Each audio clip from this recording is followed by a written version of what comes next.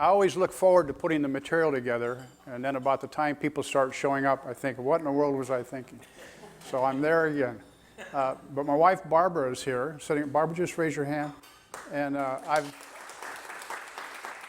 often mention her that any time I do any kind of training, I say the thing I'm most proud of is our marriage. We've been married, be 49 years in February, and by way of, I guess, advertising, in April, the two of us will be speaking here on marriage. So April 2011. So that's probably making Barbara nervous already. The other person I'd like to just make note of is Ernie Pruitt. Ernie, you have to stand on a chair. Would you stand up a minute? Ernie is a good friend. He's been a spiritual mentor to me. He spent 19 years in Hokitika, New Zealand, and then he spent a total of 8 years between Mongolia and Siberia. So he's been to all the hot spots, but he's back in the U.S. again. And they're dear friends of ours. So thanks for being here, Ernie. The agenda. Does anyone not have a copy of the agenda? Okay. The agenda, and I was thinking, who's going to be here today? And the fact that you're here, I'm guessing you probably don't have a frantic family or a frantic life. Would that be true? So the agenda, what I would like to cover is what makes for a frantic family. A little background. It's actually based on the book, The 3 Big Questions for a Frantic Family. And it's not really a book report, but it's a book that's had an impact on me and Barb, and we've actually used this for our family, and I'll share that in a bit. And there's 2 that will be given away at the end today. I'm going to address the 3 big questions, then I'd like to give you an example from the book, a personal example and a professional example. Excuse me. And if you're thinking this is only for families, it's for a single person, it's for a couple without children, and I've been using it in organizations, and I'll explain that. But what I'd like to start with is just give you about 3 minutes, and I'm old military, so about 3 minutes, to talk about what makes for a frantic family or frantic life or frantic organization. So at your tables, if you would not mind taking the time to do that.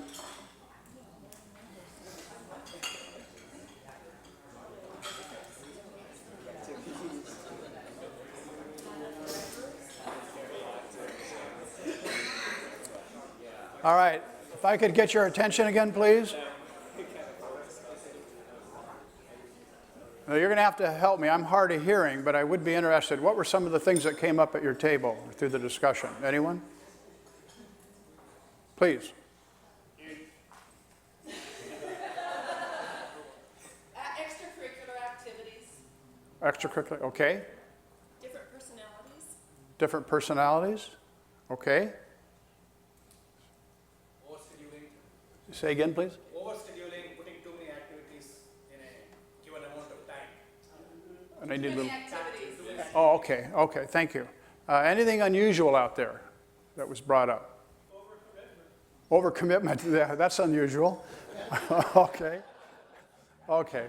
Well, obviously all of us live busy lives, and I'm going to read a quote from the book. The background on the book is Patrick Lencioni is actually a consultant out of San Francisco. He's married, he's got 4 children, he's got twins.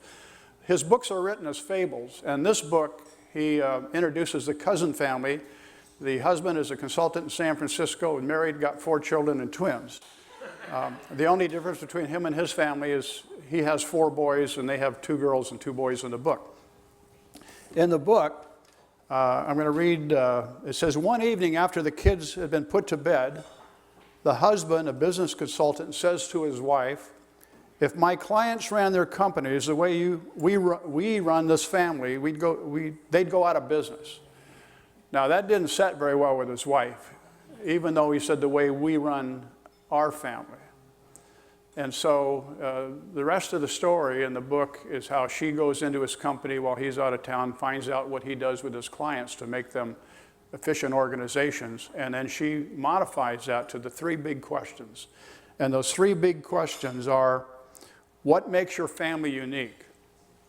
And there are 2 basic ways that families differ. One is in their values, and another one is in their strategies.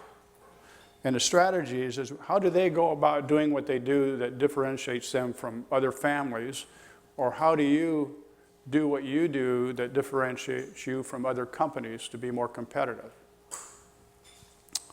The second question is, what is your family's top priority, what he calls a rallying cry right now? What's a priority in your family right now? And this is something that you need to identify as a family. And he recommends that you set this priority ought to be accomplished in the next, as he says, 2 to 6 months. And then the third question is, how are we going to talk about and use the answers to these questions? And he recommends that you have weekly meetings that may be 5 or 10 minutes long just to track progress. So it's a pretty simple concept. And I'd like you to turn to page 2 because I want you to see the example from the book. This is the Cousins family again. And you'll see that he's identified what's unique about his family. We're a large, close family where the parents are immersed in the lives of their children. Our life is centered about church and faith, and we believe in being passionate and emotionally invested in everything we do. And then their rallying cry, one of the sons it appears to be developing slowly, one of their young children. And so the whole family is involved in what he calls defining objectives. They're going to implement a consistent sleep schedule, address language capability deficiency, introduce timeouts, and so forth. And then their standard objectives, and this is what people have to do day in and day out. If you happen to be an engineer at work, you've got certain things you do every day. But what are you going to do at work that would get a team to work together when they all have their own responsibilities? And then he uses a color code, and I'm sorry this is not in color, but green means you're doing well as possible. Well, you can read that yourself. But he recommends that you, on your weekly meeting, to evaluate your progress on your rallying cry, you identify where you are. And he said if you're between places there, you can combine the colors, whatever you need to do. So that's how he describes it in the book and goes into much detail. But when Barb and I read the book, we have 3 adult children and 6 grandchildren from 8 to 26. And we have a daughter in Portland not married, and we have 2 adult sons that are married up in the Puyallup, Tacoma area. And we try to get up there to visit them. We call them on a regular basis, but we thought we need to do something for our family because it's just important to us. So we feel, my brother died 25 years ago at 42. And my dad died at 52 of a heart attack. My brother was a heart attack. My mom died of cancer at 50. So I'll be 70 in October. So we said, we want to do something with our family. And we decided, and I say on the page here under example, a family retreat. It wasn't a retreat, it was a reunion. We decided we wanted to have my sister-in-law and her son and daughter who are married and have children get together with our 3 children and our grandchildren. And so it took us a year to plan it, but we used this rallying cry. We went to Cannon Beach, we rented a beach house, we got 4 rooms at the Tullibana Inn, and it took a year to schedule it just because how busy people are. But it was a great experience. And our grandchildren had never met their cousins. Our sons and daughter knew their niece or their cousins, but hadn't seen them in a long time. So it was very special. And I know that if we had not made that a rallying cry for Barb and I, that it would not have happened. And so we came up with our defining objectives, and in the meantime, we still kept busy. And what's unique about our family is Barb and I are both, we have a faith, our spiritual life is important, our activities around the church, and working with people. Barb's a volunteer at Pregnancy Resource Center. So those things still have to go on. But if you want to make a difference in your family, then you set a priority. And then after you accomplish that, then you set another priority. And Barb said, well, if they ask what's our next priority, I just mentioned I'm approaching 70. So our priority is taking care of our final arrangements for when we die, which will happen at some point. So that's what we're working on. So next time you see me, that will have been, well, it will be planned, but it will not be, hopefully it will not be executed. Okay.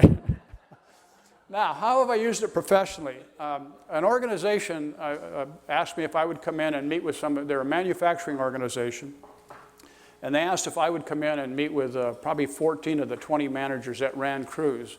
And so I said, what is it that you want to talk about? What do you need help in? They said communication, which is pretty broad. So I asked a little more, and they had trouble dealing with issues with higher level people. So I met with them, and I went through difficult conversations, and they seemed to get that. And then I went back the following month, and they're still having trouble with communication. So I said, well, give me your org chart. Let me see who we're talking about. And they gave me the org chart, and 14 of the 20 people they're having trouble with are in that room. And I said, you are the problem. And it just got real quiet. And so as we talked, I said, instead of being critical of one another and pointing to one another, what can you do that will make a difference? And one of the guys said, well, you know what? Instead of me complaining about the work that's sent to us, I'm going to have my crew go to the crew that we send our work to and see how we can make it easier for them. And everybody in that room said they'd do that. And on page, let's see, it must be page 3. Yeah, page 3 is what they use for a rallying cry. What was unique, we are a family-owned business established to provide employment in our small community. And this is an Oregon company. And then our rallying cry, we need to resolve crew-to-crew issues to improve productivity and attitudes and survive during the economic downturn. And then they had their defining objectives. And then I went down each month, and we went through this. And when the first time they came back after having talked to the other crews, they had 5 pages of things that needed to be improved. Some they could change right away just because they were now aware of the problem. And others would take longer. And they're still surviving despite the difficult economic times in the product that they produce. But it's really been amazing to see the change in that company. I've also used it in a medical clinic, where 8 doctors and 12 nurses and lab people and administrative, and their rallying cry was customer service, where each person, whether you're a doctor or a nurse or you're an administrative person, was going to do something to improve customer service. And that had a great outcome as well. Now, if you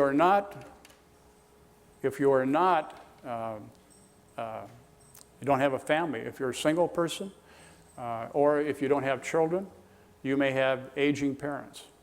And that's probably a priority, whether you know it or not. But do you have a plan for it? Do you have some defining objectives that you want to accomplish? It could be that you have a strained relationship with a relative, or with a parent. Is that something you'd like to accomplish? So these things have to be a priority.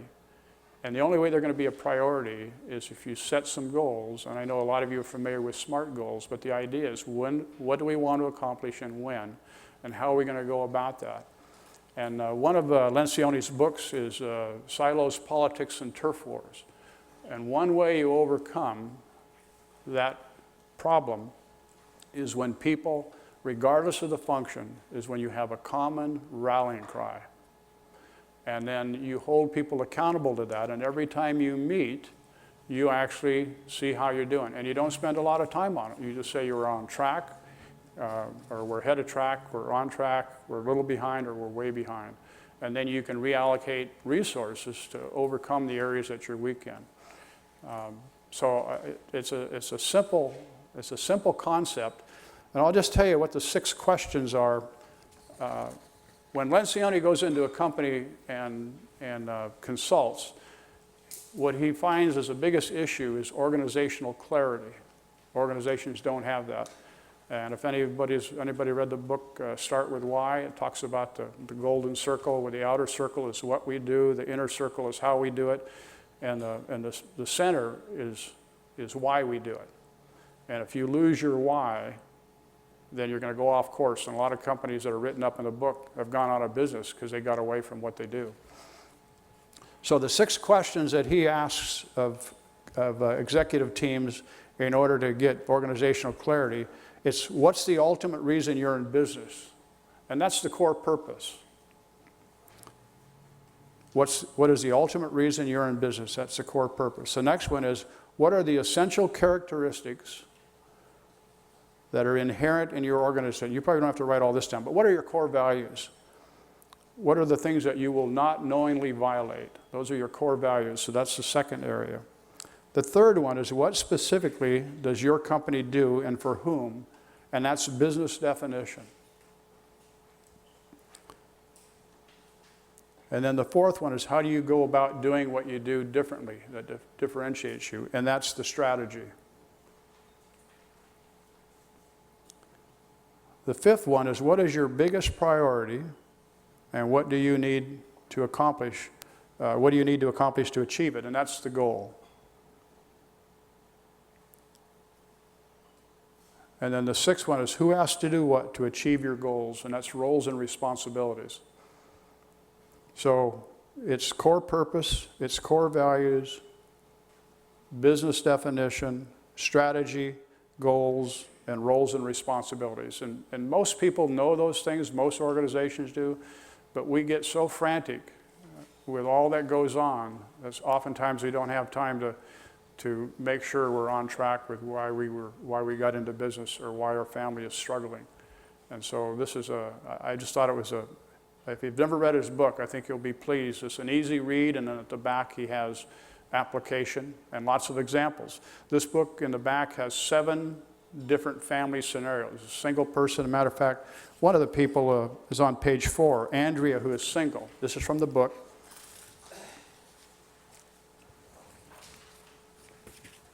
So what makes me unique? And for Andrea, I am a person striving to build a life built on my faith in God. I strongly value my small network of close friends. My need for a creative outlet is core to who I am as a person. It is very important to me to maintain those relationships with my remote family. Then you can see her rallying cry was to establish a sense of permanence in my residence in California. And then you can see her defining objectives and her strategic objectives. And there are a number of other examples in the book. And we, like I say, we have our second rallying cry, and I'm not sure about the third one. But over the years, Barb and I, as we have gotten away, we try to get away 2, 3, 4 times a year. Sometimes we just drove 2 miles down the highway to a hotel and didn't tell the kids where we were. And we spent, part of that was just to get away, and the other part was to say, what do we need to work on this next year? And without thinking about this rallying cry. One time it was, we need to have more fun in our life.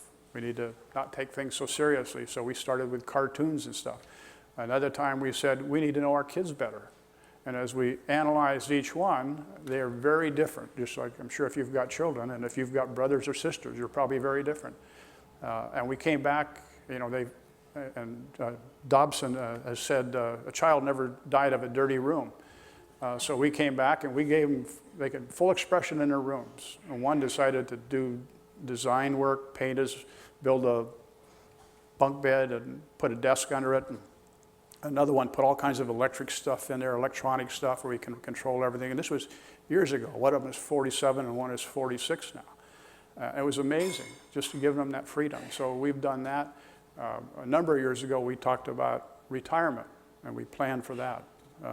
So, you know, we've done that, and then sometimes you read a book and say, gee, we've been doing that, but I didn't realize there's more to it, or it's simpler than we've made it out to be. So I don't know where you are personally or professionally, but I hope you will consider the idea of what makes you unique, what makes your family unique, and what is it that you want to accomplish. And this is not, if you're a family, it's not just for the parents, it's for the children as well. And you'll note in the example from the book that the Cousins family, their kids were involved in that rallying cry. So I'm actually probably through a little earlier than I intended to. Maybe I didn't have as much humor, but maybe I didn't have as much humor to give you because I'm planning on my funeral. But I would like to take some time for questions or your thoughts or your challenges about this whole concept. So if that's okay. How do you crystallize the rallying cry? So sometimes I can hear it, but I have my other set of ears. Is that correct? How can you crystallize? Well, that's a discussion you have. I mean, there were a lot of things we could do, but our desire, and I'm not going to put Barb on the spot and ask her that, but we talked about it. What do we want to do that makes a difference? And part of it, I think, is we happen to, every year we go up to near Mount Vernon, Washington, Barb's got 2 sisters and brother-in-laws that live on a lake, Lake Kavanaugh, and we always stop and see my sister-in-law. And Barb and my sister-in-law are like sisters. They've been talking to one another since my brother died, and we were close before he died. And so we usually stop and spend the night with her, and then we go by and see her son, because it's his birthday, the 4th of July, right around that time. And one time we were up there, I don't know, maybe Barb even said it, it'd be nice if we all got together. And we didn't think too much more about it, but as we drove back from Mount Vernon, we talked about it. And then, you know, the book was read about that time and about the rallying cry. We said, well, why don't we see if we can pull us all together? How would we do that? And then in August, we were down there at Cannon Beach, and my sister-in-law always comes down and spends a couple nights with us at Cannon Beach. She comes down from Seattle, and Barb asked her about it, and she thought it was a great idea. So they started right then. They went around. It's a long answer to the question, but basically, it just kind of came together because we both wanted to do something more with our family. And in my mind, things came together that pointed in that direction. Yes, you got a second question. What I'm wondering is, what are the questions you're asking yourself to come up with some statement about our rallying cry? How did you actually come up with that? Well, we used the steps in the book. So what's unique about our family? We are a faith-based family. We do want to have a close family. And I think we've done a lot to that end. Last year, our grandson was a senior in a small Christian high school. He played football for his last 6 years. He wasn't in high school 6 years, but he's in junior high. But we attended 15 out of 16 games up in Puyallup. So out of 16 weekends, we drove up there 15 weekends to do that. And that wasn't even a rallying cry. This is something we wanted to do. But we just wanted to go beyond that. So so that's what was unique. We're a close family. We want to make sure we maintain that closeness, because now that he's in junior college, he's going to start playing football, and we're going up for the September 25th, the first of many weekends up there. Maybe others got some ideas. I mean, I'm just saying what we did, and it's not real clear. But how about some of you? You no doubt are doing something for your family that's a priority, that's got a timeline.